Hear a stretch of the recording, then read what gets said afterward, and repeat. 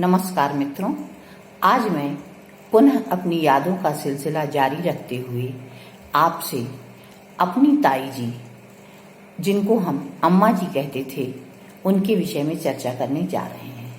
मैंने अपनी पुस्तक स्मृतियों के पाखी में उनको भी ममता की मूर्ति के रूप में ही देखा है और उसी रूप में उनका वर्णन किया है, क्योंकि हमारी अम्मा जी वास्तव में ममता की मूर्ति ही थी। चलिए, उनकी यादों को भी एक कथा रूप देते हुए मैं आपसे उनकी चर्चा करने जा रही हूँ। तो आइए अब इस सिलसिले को मैं प्रारंभ करती हूँ। ताई जी, ये आप हाथ में क्या लिए हैं? बेटा, ये कैलेंडर है, देखो कितना प्यारा है। इसमें तुम्हारी तरह छोटे से कृष्ण कन्हैया बने हैं जो माखन खा रहे हैं। ताई जी, कृष्ण जी तो बंसी बजाते हैं ना, पर इस समय क्यों नहीं बजा रहे हैं? इस समय वो बांसुरी इसलिए नहीं बजा रहे हैं क्योंकि वो इस समय माखन खा रहे हैं। अच्छा ताई जी, ये बताइए, ये कैलेंडर में पीछे काला काला क्या है? ये आसमान बना है बेटा, पर आसमान तो नीला होता है, पर ये तो काला है। भाई, रात है इसलिए काला है। कैसे पता कि रात है? देखो देखो, कैलेंडर में तारे छिटके हैं। जब तारे हैं तो चंदा मामा क्यों नहीं है? भाई बबलू, हमें काम करने दो, तुम बहुत प्रश्न करते हो। लो, बुआ आ गई, अब उनसे पूछो। क्या बात है बबलू, भाभी से क्या बातें कर रहे हो? बुआ ये बताइए, इस कैलेंडर में तारे तो हैं, पर चंदा मामा कहाँ है? पता नहीं। अच्छा छोड़ो इन बातों को, अपने घर जाओ, तुम्हारी मम्मी तुमको बुला रही हैं। नहीं, पहले आप बताइए कि इस कैलेंडर में चंदा मामा क्यों नहीं है? हमें पता नहीं। देखो, परेशान मत करो, इतनी बड़ी बुआ और इतना भी नहीं पता। ठीक है, नहीं बताइए, हम दादी से पूछ लेंगे। दादी, आप क्या कर रही हैं? देखिए, बुआ तो बताती नहीं, आप ही बताइए, इस कैलेंडर में चंदा मामा क्यों नहीं है? बेटा, इसमें चंदा मामा इसलिए नहीं है क्योंकि ये कैलेंडर अमावस्या की रात में बना था। 5 वर्ष के बालक बबलू की जिज्ञासा को इतनी सरलता से शांत करने वाली और कोई नहीं, हमारी अम्मा जी थी। वैसे तो हमारा मोहल्ला कटरा बहुत बड़ा है, पर उस मोहल्ले की एक गली, जिसके एक ओर हमारा घर और दूसरी ओर मंदिर और पीछे कुछ अन्य घर बने हैं, जिसमें हमारी एक बहुत प्रिय भाभी रहती थी और 2-4 घर और भी थे, जहां हम सबके बीच एक बहुत अपनापन था। सब एक दूसरे के दुख सुख के साथ ही थे। सबके बीच एक अनोखी आत्मीयता थी और हमारी अम्मा जी तो सबके लिए बहुत आदरणीय थी। एक छोटे से पर अटपटे प्रश्न का इतनी सरलता से उत्तर देने वाली हमारी अम्मा जी एक अतुलनीय व्यक्तित्व की मालकिन थी। गौर वर्ण, प्यारा चेहरा, छोटा कद पर विशाल मन, आकाश की ऊंचाइयों को छूने वाली, सागर की गहराई को पाने वाली हमारी अम्मा जी एक बहुत बड़े जमींदार की इकलौती बेटी थी। जी हाँ, हमारे नाना जमींदार थे, पर अम्मा जी ने जितनी सरलता और सहजता से बाबूजी के जीवन से अपने आप को जोड़ा, वो अपने आप में अद्वितीय था। कहते हैं बाबा बड़े शांत थे, पर दादी बड़ी तेज थी। उन्हें तो मैंने भी देखा है, बाल हट से भी बढ़कर था दादी का हट। एक संयुक्त परिवार में दादी, बाबा, बाबूजी, चचा और मम्मी के बीच रिश्तों के मर्म को समझने वाली कोमल पर मजबूत रेशम की डोर थी हमारी अम्मा जी। नाम था श्रीमती देव कुमारी। वास्तव में वो देवलोक से उतरी दिव्यात्मा थी। सीता जी जैसी प्रतिबल पति का साथ देने वाली, गार्गी के ज्ञान को अपने में संजोए शिव की पार्वती के समान अम्मा जी हमारे घर के लिए साक्षात सरस्वती थी।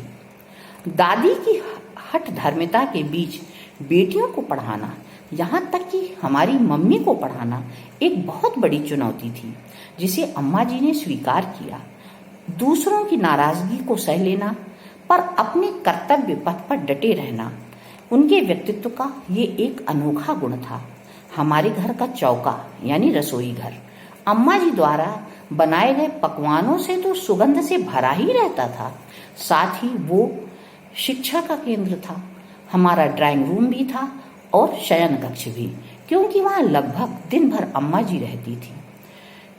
जिज्जी आती या बड़े भाई साहब सब अम्मा जी के आसपास उसी चौके में रहते थे, क्योंकि 4 बजे से रात्रि 10 बजे तक वो एक के बाद एक कार्य को दक्षता से अंजाम देती।